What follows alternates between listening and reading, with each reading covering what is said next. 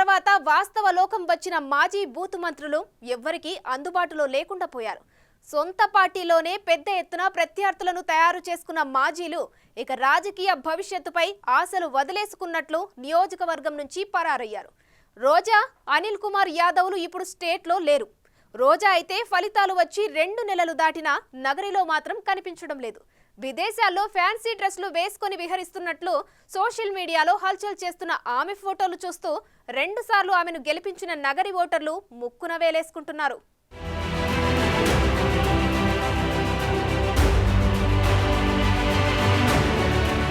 మాజీ మంత్రి రోజా YCP booth మంత్రుల్లో ఒకరిగా బానే ఫోకస్ అయ్యారు. మహిళలని కూడా మర్చిపోయి తనదైన హావభావాలతో అభ్యంతరకర భాషతో తెగ చెలరేగిపోయారు. 2014లో మొదటిసారి ఎమ్మెల్యేగా అసెంబ్లీలో అడుగుపెట్టినప్పుడు అదే వైఖరి కారణంగా అసెంబ్లీ నుంచి దీర్ఘకాలం సస్పెండ్ అయ్యారు. ఇక వైసీపీ అధికారంలోకి వచ్చి ఆమె మంత్రి అయ్యాక మరింత దూకుడు ప్రదర్శించారు. టీడీపీ, జనసేన అధినేతల్ని తీవ్ర పదజాలంతో టార్గెట్ చేస్తూ తన జగనన్న కళ్లల్లో ఆనందాన్ని వెతుక్కుంటూ కాలం గడిపేశారు. అయితే అదే ఫైర్ రివర్స్ అయింది. 2 సార్లు బొటాబుటీ మెజారిటీతో గట్టెక్కిన రోజారెడ్డి మూడోసారి 45,000 ఓట్ల తేడాతో ఘోర పరాజయం పాలయ్యారు. అటు వైసీపీ కూడా కనీసం ప్రధాన ప్రతిపక్షం హోదా కూడా దక్కించుకోలేకపోయింది. ఇప్పుడు పార్టీ ఓటమికి రోజా నోటి దూకుడు కూడా ఒక కారణమని వైసీపీ సీనియర్ల నుంచి కార్యకర్తల వరకు నమ్ముతున్నారు. ఆ క్రమంలో నగరి వైసీపీలో ఆమెపై ఉన్న వ్యతిరేకతతో ఆమె నియోజకవర్గంలో అడుగుపెట్టే పరిస్థితి లేకుండా పోయింది. మరోవైపు వైసీపీ మీడియాలో చంద్రబాబు, పవన్ కళ్యాణ్లపై వ్యక్తిగతంగా చేసిన విమర్శలతో కూటమి శ్రేణులకు ఆమె కనిపించే అవకాశమూ లేకుండా పోయింది.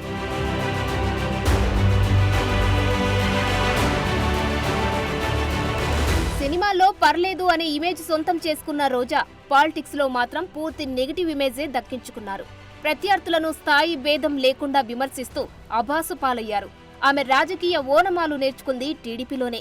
మరి అదేం మహిమో కానీ రోజా టీడీపీలో చేరగానే ఉమ్మడి రాష్ట్రంలో ఆ పార్టీ అధికారానికి దూరమైంది. 2004 ఎన్నికల్లో మొదటిసారి టీడీపీ నుంచి పోటీ చేసిన రోజా ఓడిపోవడంతో పాటు టీడీపీ పరాజయం పాలైంది. లీడర్లను తయారు చేసే కార్ఖానాగా పేరున్న టీడీపీలో రాజకీయ శిక్షణ పొందిన రోజా 2009 ఎన్నికల సమయానికి దివంగత వైఎస్ ఆశీస్సులు సంపాదించుకుని కాంగ్రెస్ బాట పట్టారు. 2009 ఎన్నికల్లో కాంగ్రెస్ రెండోసారి గెలిచినప్పటికీ ముఖ్యమంత్రి వైఎస్ ఏడాదిలోపే అమరులై విషాదం మిగిల్చారు. ఆ ఎఫెక్టుతో రోజాకి ఐరన్ లెగ్ అన్న బ్రాండ్ పడిపోయింది. ఇక తర్వాత జగన్ పంచకు చేరి 2 సార్లు ఎమ్మెల్యేగా గెలిచి ఏపీ ఐఐసీ చైర్మన్ గా, తర్వాత మంత్రిగా పనిచేసిన ఆమె తన కుటుంబ సభ్యులతో కలిసి పెద్ద ఎత్తున దందాలు చేసి పెద్ద ఎత్తున వెనకేసుకున్నారన్న ఆరోపణలు ఉన్నాయి. అదీ కాక గడిచిన 10 ఏళ్లు ఇష్టారాజ్యంగా నోరు పారేసుకుని రాజకీయంగా నష్టపోయారన్న విమర్శలు ఉన్నాయి.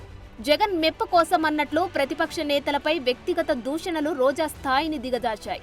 మరోవైపు సొంత పార్టీలోనే ఆమె శత్రువులను ఆమె పెంచుకుంటూ పోయారు. నగరి వైసీపీ శ్రేణులకు లేడీ విలన్ గా మారారు. ఎన్నికల ముందు జగన్ ఆమె వ్యతిరేకులను పిలిపించుకొని స్వయంగా పంచాయతీ పెట్టి బతిమలాడినా ఆమెకు మద్దతివ్వడానికి ప్రత్యర్థులు ఇష్టపడలేదంటే వారి ఆగ్రహం ఏ రేంజ్లో ఉందో అర్థం చేసుకోవచ్చు. ఇక మనకు తిరిగే లేదు అన్న భ్రమలోకి వెళ్లిపోయిన రోజా సొంత పార్టీలో వ్యతిరేకులను ఏమాత్రం లెక్కపెట్టలేదు. ప్రతి మండలంలోనే వ్యతిరేక గ్రూపులు తయారవుతున్నా పట్టించుకోలేదు. వాళ్లు తనను ఏం చెయ్యలేరు అన్న ఓవర్ కాన్ఫిడెన్స్ తో రోజా ఎవరినీ కేర్ చేయలేదు. పార్టీ బలాన్ని, అధికార బలాన్ని సొంత బలమనుకుని తిరిగి గెలిచేస్తామని ధీమాకు పోయారు.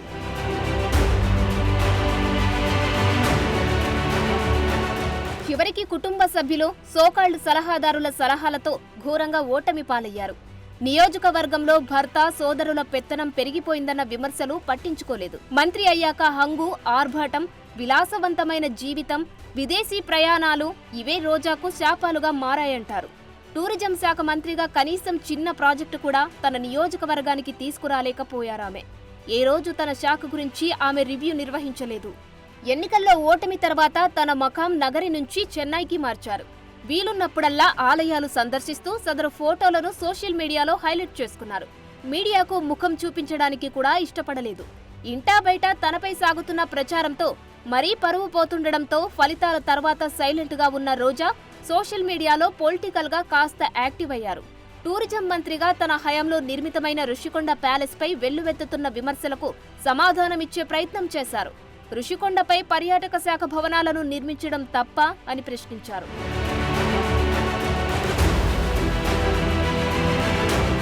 రుషికొండలో భవనాలు నిర్మించడం చూసి ఓర్వలేకపోతున్నారని ఆమె పెట్టిన ట్వీట్కు నగరి ఎమ్మెల్యే గాలి భానుప్రకాష్ ఘాటుగా కౌంటర్ ఇచ్చారు. నవ్విపోతురుగాక నాకేటి సిగ్గు అన్నట్లుంది మీ యవ్వారం.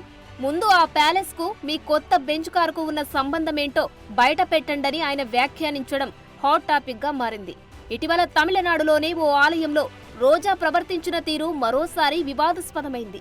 తనతో కరచాలనం చేయడానికి ముందుకొచ్చిన ఆలయ పారిశుద్ధ సిబ్బందిని దూరంగా ఉండమని రోజా నిలువరించడం విమర్శలకు దారితీసింది. రోజా చర్యను తమిళ మీడియా ఎండగట్టింది. ఎన్నికల తర్వాత చాలా రోజులకు జగన్ను కలిసిన రోజా ఆ తర్వాత పూర్తిగా సైలెంట్ అయిపోయారు. ఇప్పటికే నగరి ఎమ్మెల్యే భానుప్రకాష్ సైతం రోజాకు వార్నింగ్ ఇచ్చారు. నగరి పాదిరేడు భూముల స్కామ్ సహా భూ కబ్జాలు, అన్నదమ్ముళ్లతో కలిసి దోచుకున్న భూములు, చేసిన అవినీతి అన్నిటినీ బయటకు తీస్తామని, ఆడుదాం ఆంధ్రాలో అందనంత అవినీతి చేశారని, వాటిపై విచారణ జరిపిస్తామని రోజాను వదిలిపెట్టే ప్రశ్నే లేదంటున్నారు. ఇలా ఎటు చూసినా సమస్యలు చుట్టుముడుతుండడంతో ఆమె సైలెంట్ గా సైడ్ అయ్యారంటున్నారు. అయితే మొన్నటిదాకా ఆలయాలను దర్శిస్తూ తిరిగిన ఆమెను ఎక్కడా ఎవరూ తప్పు పట్టలేదు. కానీ తాజాగా ప్యారిస్ లో రోజా ఫ్యాన్సీ డ్రెస్ తో పర్యటిస్తున్న ఫోటోలు వైరల్ కావడంతో పార్టీలోని సీనియర్లు ఆగ్రహంగా ఉన్నారట. ఇక నగరిలో అయితే ఆమె అనుచరులు మరింత గుర్రుగా ఉన్నారట.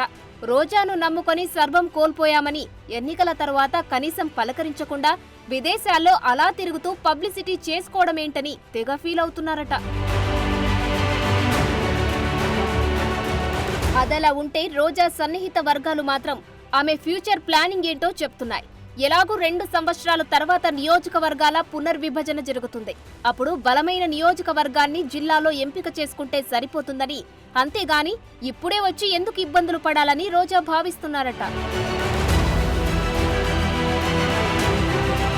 ఇక మరో మాజీ మంత్రి అనిల్ కుమార్ యాదవ్ కూడా ఇప్పుడు ఏపీలో అడ్రస్ లేరు.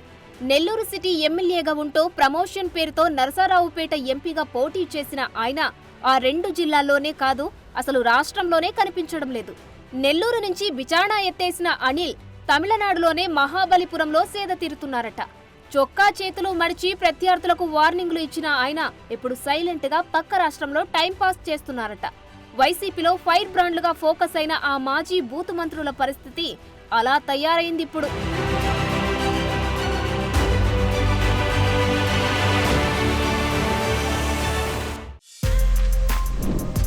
For more videos like this, subscribe Big TV channel.